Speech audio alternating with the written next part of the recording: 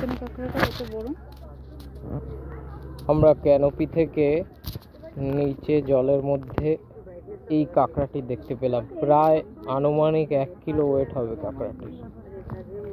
বাঘটা ওই দিকে যাবে, এত বড়। এই তো এখান থেকে তোল না, সব থেকে সামনে হচ্ছে। এই যে কাঁকড়াটি হাঁটছে, আপনারা দেখতে পাবেন।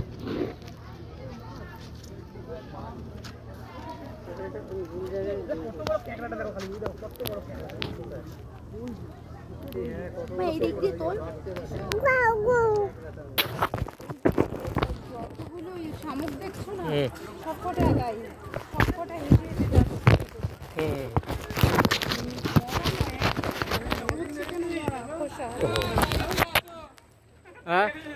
আচ্ছা, এই হচ্ছে ওয়াচ টাওয়ার।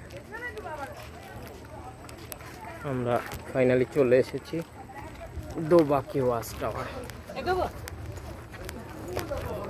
রিভার কিং চলে আসবেন, রিভার কিং।